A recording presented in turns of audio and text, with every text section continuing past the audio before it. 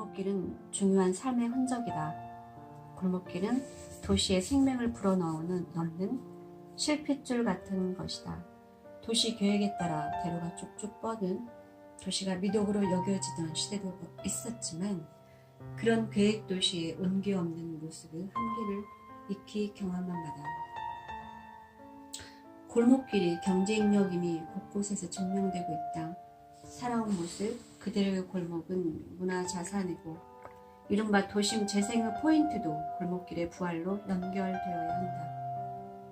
골목의 부활은 기력 잃은 지역 도시, 활력의 소생을 의미하기에 그렇다. 구도심이 별로 개발에 손을 안 타고 그대로 유지되고 있는 안동은 골목의 도시다. 정겨운 옛 모습으로 옹기종기 연결된 안동의 골목길이 내게 말을 거는 듯했다. 나는 그의 답하기라도 하듯이 골목길 순례를 시작했다. 안동역 앞에서 웅부공원으로 구시장으로 목송동 성당길로 안동시청길로 실핏줄처럼 뻗은 골목길을 다니는 재미있는 주민들이 어려움을 하소연하는 것이 그 같은 경우이다.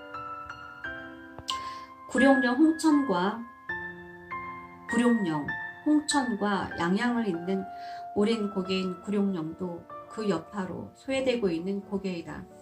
해발 1000m의 웅장한 고개는 그 말 그대로 굽이굽이 구절양상으로 백두대간의 이쪽 저쪽 양양 서면과 홍천 내면을 연결짓는다. 이 길의 풍광은 중령, 엣길 등 한국 고래마루의 4대 명승에서 선정되어 있다는 사실을 입증하고도 남는다.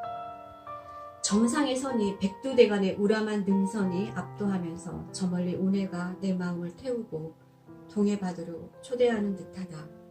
실제 구룡령에서 양양에 이르는 길은 우리가 늘 부러움으로 기억하는 스위스 산촌길의 풍광이 비교되지 않을 정도로 빼어나다.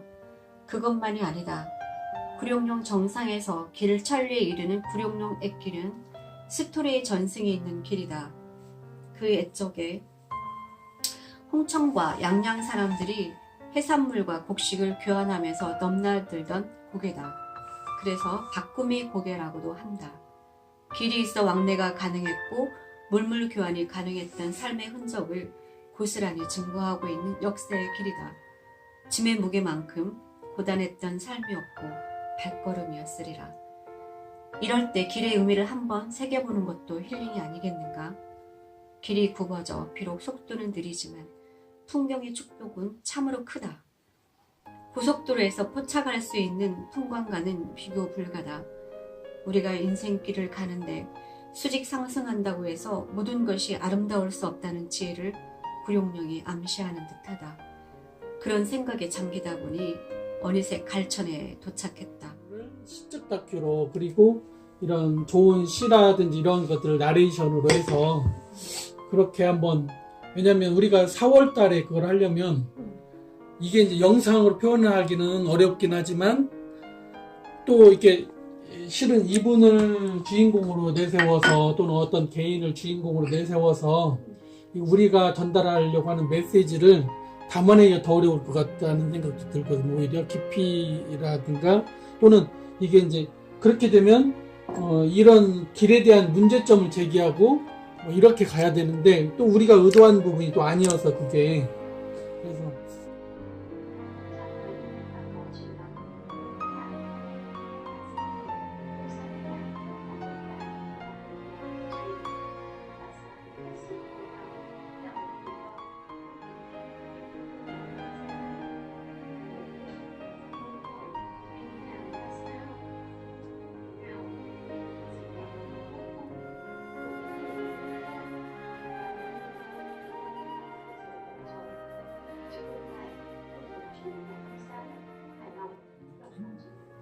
그런 거나 아니면 또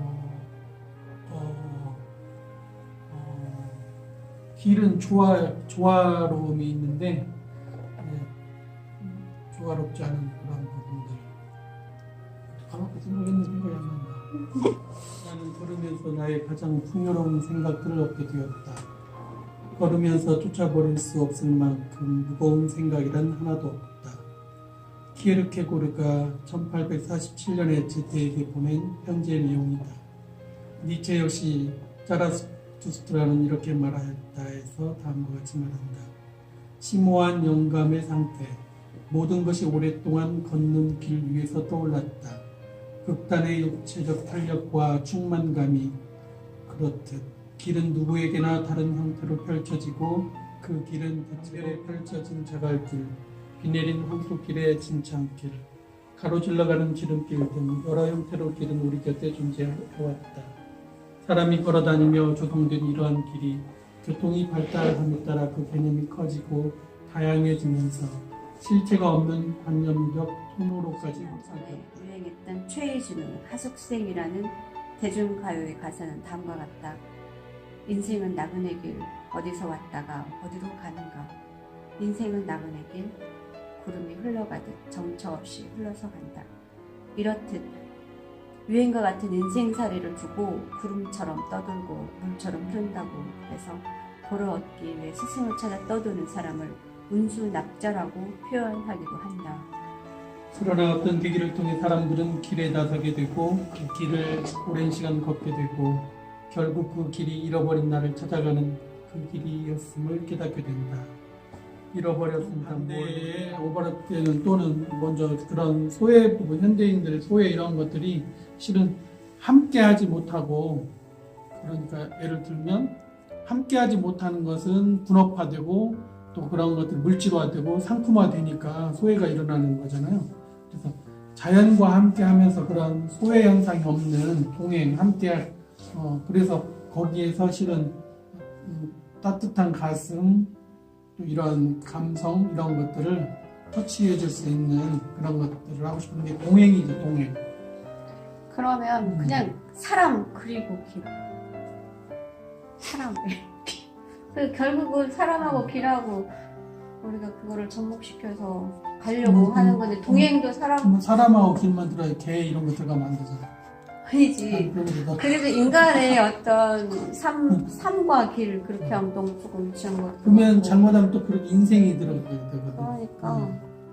근데 그런 표현이 이번에는 1차원적인 인생을 배제시키고 한번 해보려고 하는 부분이 있는데 이제 그걸 빼놓고 하려니까 지금 뭐가 잡히질 않는 거. 이건 실컷 이야기하다가 나의 소년 시절은 은빛 바다가 엿보이는 그 긴 언덕길을 어머니의 상여와 함께 꼬부라져 돌아갔다. 내 첫사랑도 그 길 위에서 주악돌처럼 집었다가 주악돌처럼 잃어버렸다. 그래서 나는 푸른 하늘빛에 혼자 때없이 그 길을 넘어 강가로 내려갔다가도 노을에 한푹 젖어서 돌아오곤 했다. 그 강가에는 봄이, 여름이, 가을이, 겨울이 나의 나이와 함께 여러 번 다녀갔다. 까마귀도 날아가고 두루미도 날아간 다음에는 누런 모래둔과 그리고 어두운 내 마음이 남아서 몸서리 쳤다. 그런 날은 황룡 감기를 만나서 돌아와 알았다. 할아버지도 언제 난지를 모른다는 마을 밖 그 늙은 버드나무 밑에서 나는 지금도 돌아오지 않는 어머니, 돌아오지 않는 계집애, 돌아오지 않는 이야기가 돌아올 것만 같아 멍하니 기다려본다. 그러면 어느새 어둠이 기어와서 내 뺨의 얼룩을 씻어준다. 길길이. 돌아오지 않는 이야기, 길 이렇게 그래서 이 돌아오지 않는 이야기와 길을 뭔가 이렇게 함축적으로 표현하는 느낌.